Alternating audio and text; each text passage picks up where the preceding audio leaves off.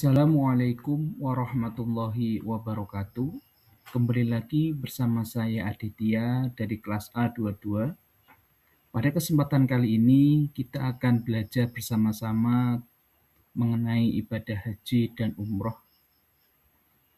Namun sebelum kita memulai pembelajaran pada hari ini, alangkah baiknya kita berdoa agar apa yang kita pelajari dapat bermanfaat.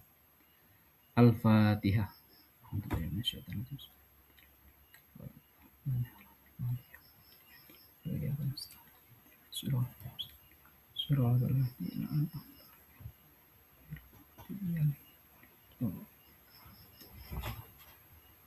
Baiklah, langsung saja kita mulai pembahasan kita pada pertemuan kali ini, yaitu tentang ibadah haji dan umroh.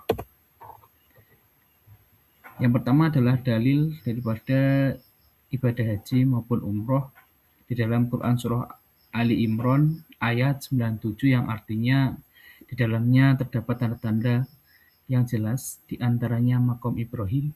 Siapa yang memasukinya Baitullah maka amanlah dia. Di antara kewajiban manusia terhadap Allah adalah melaksanakan ibadah haji ke Baitullah, yaitu bagi orang yang mampu mengadakan perjalanan ke sana.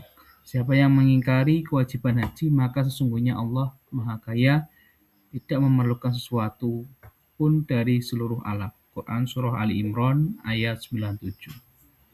Kemudian ada dari hadis yang artinya karena Rasulullah SAW tidak berhaji setelah datang kewajiban haji kecuali sekali, yaitu haji wada. Dan karena hadis riwayat Muslim, apakah haji kita untuk tahun ini atau untuk selamanya? Sahabat bertanya, tidak untuk tahun ini tetapi selamanya. Jawab Rasul mengutip dari kitab Asy-Syabrini Al-Mughni Al-Muhtaj Al-Ma'rifati Al-Fazil Al-Minhaj, cetakan Beirut Darul Ma'rifah. Kemudian tata cara pelaksanakan haji dan umroh. Tata cara ibadah haji dan umroh dalam hal ini yaitu ada 3 hal. Yang pertama adalah dapat dilakukan 3 hal, yaitu yang pertama haji ifrad, yaitu mendahulukan ibadah haji kemudian disusul melaksanakan ibadah umroh. Kemudian yang kedua yaitu haji tamatu, yaitu mendahulukan ibadah umroh kemudian disusul melaksanakan ibadah haji. Dan yang ketiga adalah haji qiron, yaitu melaksanakan ibadah haji dan umroh secara bersamaan atau melaksanakan ibadah umroh kemudian memasukkan ibadah haji di dalam umroh sebelum melakukan tawaf, dan nanti akan berkewajiban membayar dam dengan syarat tertentu. Dari ketiga cara tersebut, yang lebih utama adalah melakukan haji ifrad.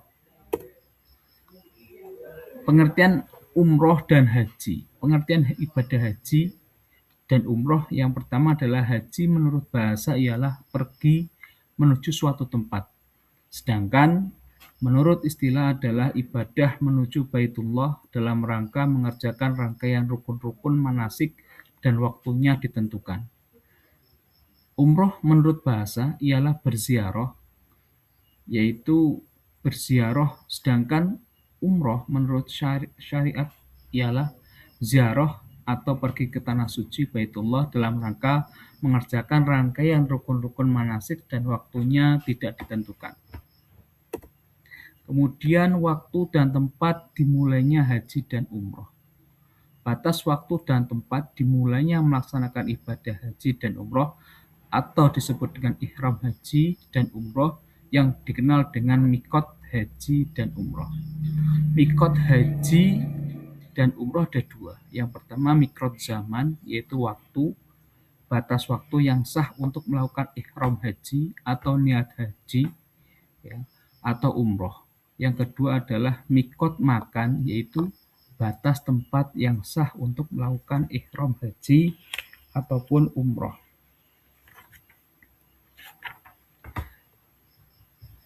Kemudian mikot zaman haji yaitu dimulai dari awalnya bulan Syawal sampai keluarnya fajar tanggal 10 bulan Zulhijjah.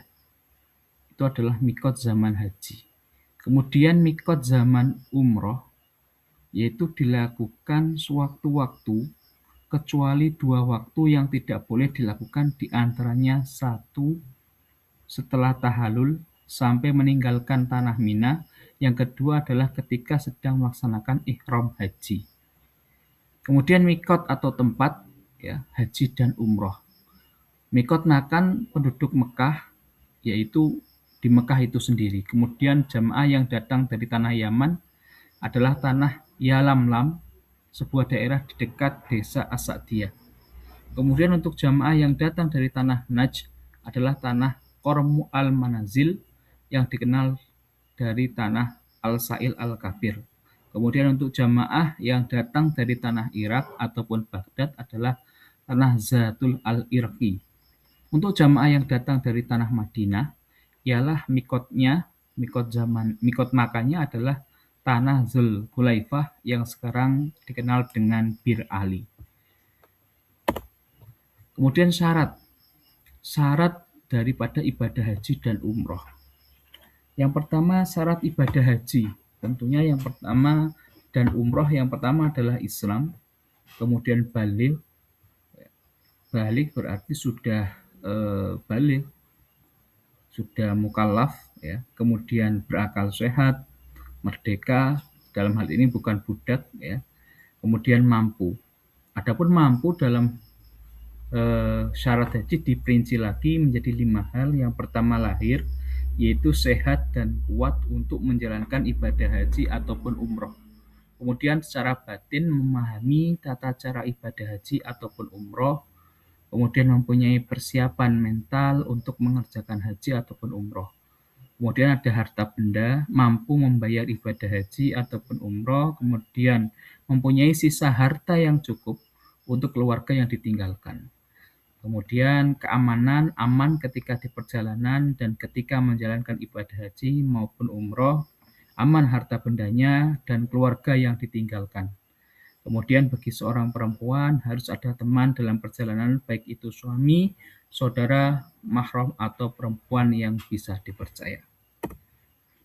Kemudian dilanjutkan dengan pengamalan-pengamalan haji dan umroh. Dalam hal ini menjadi 3, yaitu rukun, wajib, dan sunnah. Rukun-rukun haji, yaitu yang pertama ihram, niat ihram haji. Itu termasuk rukun haji. Kemudian wukuf di Arafah, yaitu pada tanggal 9 Zulhijjah. Kemudian tawaf ifadah, mengelilingi Ka'bah sebanyak 7 kali. Kemudian sa'i, berjalan dari Bukit Safa ke Bukit Marwah sebanyak 7 kali. Kemudian tahalul atau mencukur rambut. Kemudian tartib atau berurutan. Kemudian dilanjutkan dengan rukun umroh, yaitu ihram, niat ihram umroh. Contohnya adalah nawaitu al-umrota wa ahramtu biha lillahi ta'ala. Itu adalah contoh daripada niat ihram umroh. Adapun contoh daripada niat ihram haji adalah nawaitul hajja wa ahramtu bihi lillahi ta'ala. Kemudian rukun umrah yang selanjutnya yaitu tawaf, mengelilingi Ka'bah sebanyak 7 kali, sa'i, berjalan dari Bukit Safa ke Marwah sebanyak 7 kali, kemudian tahallul atau mencukur rambut, kemudian tartib, yaitu berurutan dari awal hingga akhir. Kemudian wajibnya haji, yaitu ihram, niat ihram haji dari mikot batas yang telah ditentukan, baik mikot zaman ataupun mikot makan, baik mikot dari segi waktu maupun dari segi tempatnya. Kemudian mabit, yaitu bermalam di Musdalifah. Kemudian melempar jumroh, ya, meliputi Ula, Usto, dan Aqobah. Kemudian setelah itu mabit atau bermalam di Mina, yaitu pada tanggal 11, 12, dan 13 Zulhijjah atau hari Tasyrik. Kemudian tawaf wada, perpisahan sebelum meninggalkan kota Mekah. kemudian menjauhi larangan ihram. Adapun wajibnya umroh dalam hal ini ada dua, yaitu ihram niat atau niat umroh dari mikot, kemudian menjauhi larangan ihram. Kemudian sunnahnya haji, yaitu yang pertama mandi ihram, berpakaian putih, sholat sunnah ihram, memakai wewangian sebelum niat ihram, membaca talbiyah seperti lafaz labaik Allahumma labaik, labaik la syarika laka labaik, innal hamda wal ni'mata laka wal mulk la syarika lak sebanyak 3 kali. Kemudian tawaf kudum bagi yang mengerjakan haji ifrad yang sudah dijelaskan di awal tadi, yaitu kemudian sholat sunnah tawaf. Adapun selanjutnya sunnah umroh diantaranya adalah mandi ihram, kemudian berpakaian putih, kemudian sholat sunnah ihram, memakai wewangian sebelum niat ihram, kemudian membaca talbiyah, labaik Allahumma labaik, labaik la syarika laka labaik, innal hamda wal nikmata kala wal mulk la syarika lak. Kemudian dilanjutkan dengan sholat sunnah tawaf. Catatan dalam hal ini yang dimaksud rukun fardu pada bab haji adalah setiap pekerjaan yang wajib dikerjakan oleh orang yang mengerjakan haji. Dan jika tidak dikerjakan, maka haji dan umrohnya tidak sah dan wajib mengqadha. Kemudian yang dimaksud dengan wajib adalah perkara yang harus dikerjakan ketika ditinggalkan ibadah haji dan umrohnya tetap sah, namun harus membayar dam atau denda. Kemudian larangan-larangan di dalam ibadah haji dan umroh. Dalam hal ini terbagi menjadi 3, yaitu yang pertama adalah bagi laki-laki, bagi perempuan, dan bagi laki-laki maupun perempuan. Yang pertama adalah bagi laki-laki. Yang pertama yaitu memakai pakaian yang berjahit atau pakaian bersambung itu tidak diperbolehkan ya, atau dilarang. Kemudian memakai sepatu atau alas kaki yang sampai menutupi kedua mata kaki. Yang ketiga adalah memakai tutup yang menempel kepala atau topi dan sejenisnya.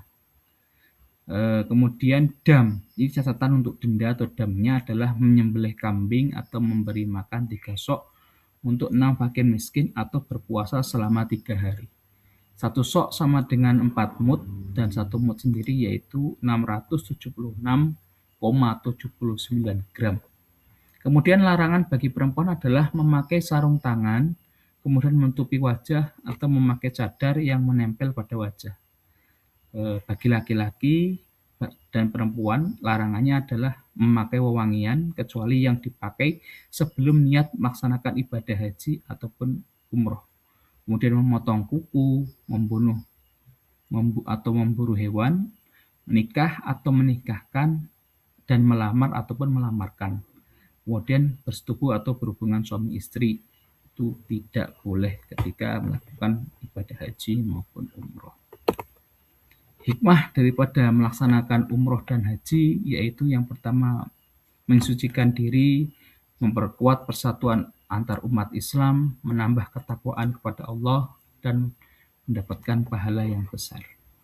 Kemudian kesimpulan yang pertama adalah umroh dan haji merupakan ibadah yang indah dalam Islam yang menanamkan ketaatan, ketakwaan, dan pengabdian yang utuh kepada Allah. Meski berbeda syarat, waktu, dan ritual, keduanya memiliki tujuan yang sama, yaitu mendekatkan diri kepada Allah dan meningkatkan hubungan dengan sesama, dan semoga kita semua dapat melaksanakan ibadah haji dan umroh. Amin ya rabbal alamin. Demikianlah serangkaian presentasi atau penjelasan dari saya. Apabila dapat adanya kesalahan ataupun kekurangan, saya pribadi mohon maaf yang sebesar-besarnya. Semoga pembelajaran yang kita laksanakan hari ini dapat bermanfaat untuk kita semua. Amin ya rabbal alamin. Dan semoga kita semua dapat berpergi melakukan ibadah haji dan umrah ke Baitullah. Amin ya rabbal alamin. Dari saya akhiri. Wassalamualaikum warahmatullahi wabarakatuh.